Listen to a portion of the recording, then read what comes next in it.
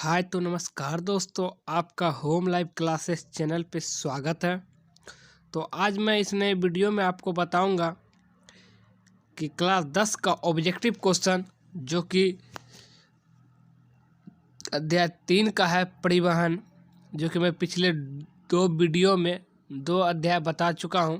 अगर आप इसे रट लेते हैं या पढ़ के अच्छे ढंग से अगर इसे समझ लेते हैं तो आप करीब करीब इसमें से आधा से ज़्यादा अंक उठा सकते हैं। तो आज मैं आप लोगों को ज़्यादा नहीं बताऊंगा, आज चलते हैं डायरेक्ट पॉइंट पे।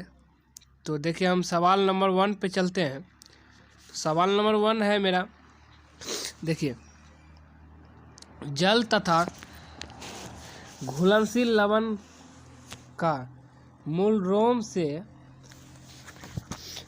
पत्तियों तक पहुंचने की क्रिया किस ऊतक द्वारा संपन्न होती है? तो किस ऊतक द्वारा संपन्न होती है? यह हो जाएगा जाइलम। इसका ग नंबर सही है। चलिए, इसका ग नंबर सही हो गया। देख लिया। अगला क्वेश्चन नंबर 2 है, फ्लोएम से खाद्य पदार्थों का परिवहन पौधों में किस दिशा में होता है? यह किस दिशा में होता है?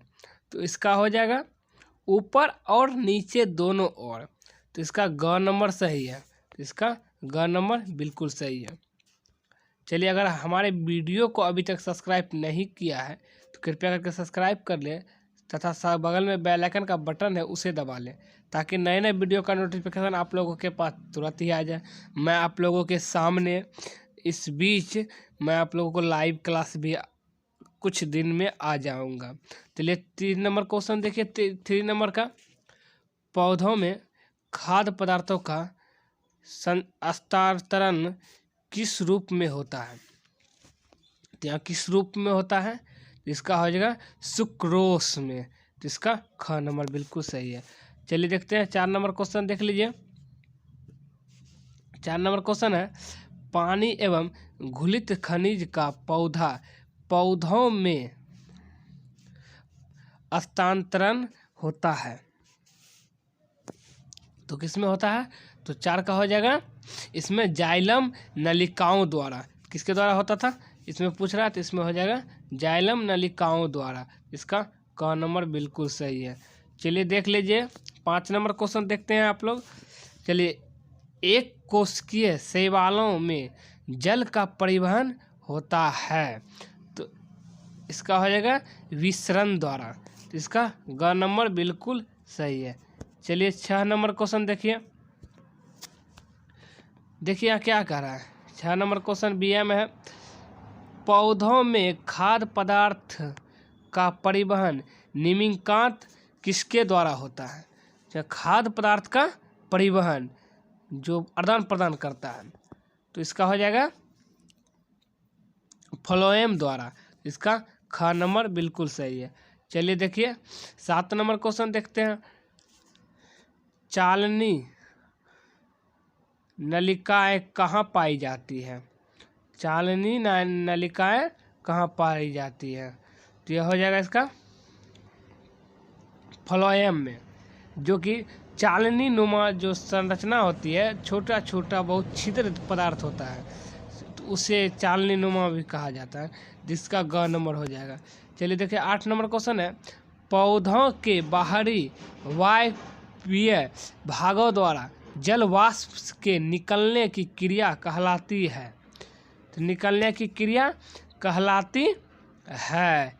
तो इसका हो जाएगा वाष्पोत्सर्जन। इसका हो जाएगा ग नंबर बिल्कुल सही है। चलिए देखिए 9 नंबर क्वेश्चन देख लेते हैं। जल के अवशोषण एवं परिवहन में जड़ की जाइलम वाहिकाओं में उत्तत्र होने वाले दाब को क्या कहते हैं? यहाँ दाब को क्या कहते हैं? तो यहाँ हो जाएगा मूल दाब कहते हैं, मध्य दाब कहते हैं।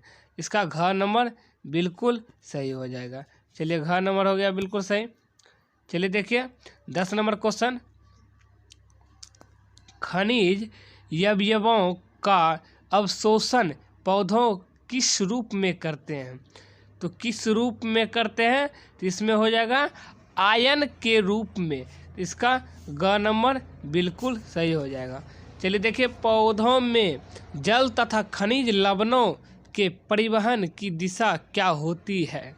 परिवहन की दिशा क्या होती है? तो इसका हो जाएगा केवल ऊपर की ओर होती है। तो इसका हो जाएगा क नंबर। चलिए देखिए 12 नंबर क्वेश्चन, रक्त क्या है? रक्त क्या है? कौन उत्तक है? रक्त एक प्रकार के उत्तक होता है, यही पूछ रहा है यहाँ कौन उत्तक है रक्त। तो रक्त कौन उत्तक हो जाएगा? तरल संयोजी उत्तक हो जाएगा, तरल संयोजी उत्तक। तो इसका कौन नंबर बिल्कुल सही है। और 13 नंबर क्वेश्चन देखते हैं, रक्त प्लाज्मा में निम्नलिखित किसकी मात्रा सबसे अधिक होती है? तो किसकी प्लाज्मा, रक्त प्लाज्मा पूछ रहा है, उसमें निम्नलिखित में किसकी मात्रा सबसे अधिक होती है? तो सबसे अधिक, तो इसका हो जाएगा जल की मात्रा सबसे अधिक होती है रक्त प्लाज्मा में। इसका हो जाएगा घ नंबर बिल्कुल सही है। चलिए देखते हैं, चलिए चलते हैं 14 नंबर क्वेश्चन। हमारे वीडियो को स्किप करके मत देखिएगा, नहीं तो बहुत समझ में नहीं आएगा। चलिए 14 नंबर क्वेश्चन में देखिए क्या लिखा हुआ है। 14 नंबर क्वेश्चन में देखिए यहाँ दिया हुआ है, सीरम क्या है? सीरम जो कि हमारे हड्डियां जो होती है ना, मेन ग्रंथि, जो कि मेन हड्डी हमारे शरीर का है पीठ के नीचे, वही हड्डी में सीरम पाया जाता है। तो उसे क्या कहलाता है? तो यहाँ हो जाएगा, इसका हो जाएगा ख नंबर, फाइब्रिनोजिन रहित प्लाज्मा। तो चलिए देखते हैं 15 नंबर क्वेश्चन, निम्नलिखित कौन हृदय गति के दौरान हृदय और पेरिकार्डियल झिल्ली के बीच होने वाले संभावित घर्षण से बचाता है? घर्षण से बचाता है। तो इसका हो जाएगा पेरिकार्डियल द्रव्य। इसका ग नंबर हो जाएगा। 16 नंबर क्वेश्चन देखिए, मेमेरियल रिया वर्ग के जंतु के हृदय में कितने वेशम होते हैं? कितने वेशम होते हैं? तो इसका हो जाएगा 4 वेशम होते हैं। इसका घ नंबर हो जाएगा बिल्कुल सही है। चलिए 17 नंबर क्वेश्चन देखते हैं, इनमें से किसकी दीवार सबसे मोटी होती है? इनमें से किसकी दीवार सबसे मोटी होती है? तो इसका हो जाएगा बायानियल। तो इसका हो जाएगा ग नंबर बिल्कुल सही है। हमारे वीडियो को रुक के और समझ के तब आगे बढ़ते जाइए आप लोग, ताकि आप लोग बहुत ही अच्छे ढंग से समझ सकें। तो चलिए देखते हैं, त्रिदली कपाट कहाँ अवस्थित होता है?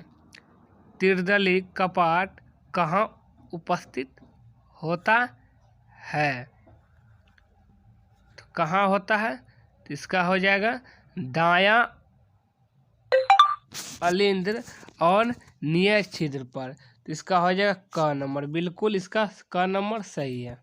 चलिए देखिए, अग्र महाशिराएं तथा पश्च महाशिराएं कहाँ खुलती है? तो कहाँ खुलती है? दायां अलिंद में। तो इसका हो जाएगा घ नंबर।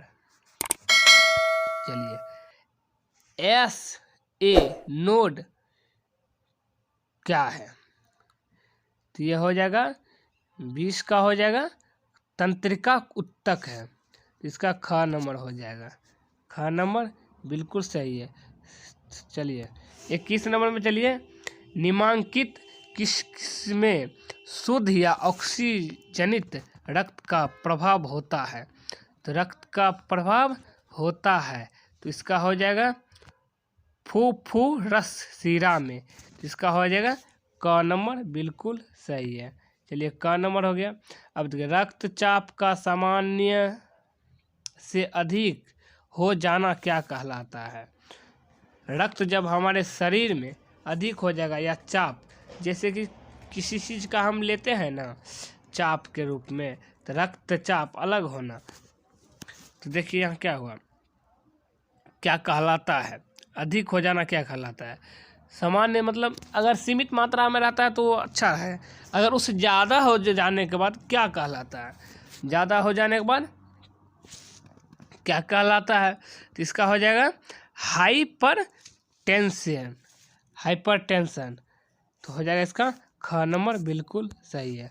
चलिए देखिए 23 नंबर क्वेश्चन है, उच्च श्रेणी के जंतुओं के शरीर का वह कौन सा तंत्र है जो ऑक्सीजन, कार्बन डाइऑक्साइड, पोषक तत्वों तथा उपापचयी क्रिया के फलस्वरूप उत्तत्र पदार्थों को शरीर के एक भाग से दूसरे भाग ले जाता है, एक भाग से दूसरे भाग ले जाता है। इसका हो जाएगा रक्त परिवहन तंत्र, जो कि एक हृदय से लेकर सारे नस के द्वारा सारे पूरे ग्रंथियों तक पूरे शरीर में हमारे रक्त को भेजता है, और पूरे शरीर से फिर गंदा जो रक्त है हृदय से होकर साफ होता है, तो इसीलिए रक्त परिवहन तंत्र है इसका नाम। चलिए देखते हैं 24 नंबर क्वेश्चन, रक्त का तरल भाग प्लाज्मा आयतन के हिसाब से पूरे रक्त का करीब कितना प्रतिशत है। यहाँ प्रतिशत पूछ रहा है, तो कितना प्रतिशत होगा, तो इसका हो जाएगा 55%। तो इसका हो जाएगा ग नंबर बिल्कुल सही है। चलिए देखते हैं इनमें से कौन रक्त को थक्का बनाने में सहायक होता है, रक्त को थक्का बनाने में सहायक या मदद करता है, कौन है जो मदद करता है, तो यह हो जाएगा इसका फाइब्रोजिन। तो जो का ख नंबर हो जाएगा, फाइब्रोजिन हो जाएगा। चलिए 26 का देख लेते हैं, 26 का हो जाएगा, इनमें से किसके कारण रक्त लाल दिखता है, तो इसमें इनमें से किसके कारण रक्त लाल दिखता है, तो ये लोग आपको पता भी होगा, तो इसे इसका हो जाएगा हीमोग्लोबिन के कारण। क नंबर इसका बिल्कुल सही है। ऑक्सीजन का वाहक कहलाता है, 27 नंबर क्वेश्चन है, ऑक्सीजन का वाहक कहलाता है, तो इसका हो जाएगा हीमोग्लोबिन कहलाता है, तो यह हो जाएगा घ नंबर। और फुफ्फुस चाप निम्नलिखित में कहाँ से निकलती है, तो ये कहाँ से निकलती है, तो यह हो जाएगा दायां नीलाई से, तो इसका ख नंबर बिल्कुल सही है। चलिए देखिए 29 नंबर क्वेश्चन, द्विदली कपाट कहाँ अवस्थित है, द्विदली कपाट कहाँ अवस्थित है, तो इसका हो जाएगा बायां अलिंद निलय क्षेत्र पर। ये क्वेश्चन पिछले बार भी रिपीट हो चुका है। चलिए क नंबर इसका हो जाएगा। चलिए देखते हैं 30 नंबर क्वेश्चन, महाधमनी चाप इनमें से कहाँ से निकलता है, महाधमनी चाप इनमें से कहाँ से निकलता है, तो इसका हम बता देते हैं आप लोगों को। तो हाँ, तो इसका हो जाएगा घ नंबर बिल्कुल सही है। चलिए घ नंबर हो जाएगा बायां नीले में। तो देखिए 31 नंबर क्वेश्चन है, रक्त परिवहन के दौरान हृदय में रक्त का भरना तथा फिर उसका बाहर निकल जाना क्या कहलाता है। रक्त उसमें जमना जैसे रुक जाता है, रुक के उसके बाद जो बन के बाहर निकलता है वह क्या कहलाता है, तो वह क्या कहलाएगा, इसका हो जाएगा हृदय चक्र, जो कि शरीर में गंदे रक्त गंदे खून हमारे हृदय के द्वारा अंदर के जाके साफ हो के फिर से हमारे शरीर में घूमता है, इसीलिए इसे इसका नाम पड़ गया है हृदय चक्र। चलिए देखिए 32 नंबर क्वेश्चन, एक स्वस्थ व्यक्ति का सामान्य स्थिति में रक्तचाप कितना होना चाहिए। एक व्यक्ति का सामान्य स्थिति में रक्तचाप कितना होना चाहिए जो कि वह व्यक्ति स्वस्थ रहे, तो इसका हो जाएगा 120 से 80, तो इसका हो जाएगा ख नंबर बिल्कुल सही है। हमारे वीडियो तो मैं आप लोगों को बता चुका था पहले भी कि मैं लास्ट में सारा का आंसर मैं दिखाता हूँ, तो आप लोग आंसर देख लीजिए। तो मैं आपसे फिर निवेदन करना चाहता हूँ, अगर हमारे चैनल को सब्सक्राइब नहीं किए हैं तो कृपया करके सब्सक्राइब कर लें और बगल में बेल आइकन का बटन है उसे भी दबा लें, ताकि नए नए वीडियो का नोटिफिकेशन आप लोगों के पास तुरंत पहुँच जाए। अगर वीडियो अच्छा लगे हो तो दोस्तों को भी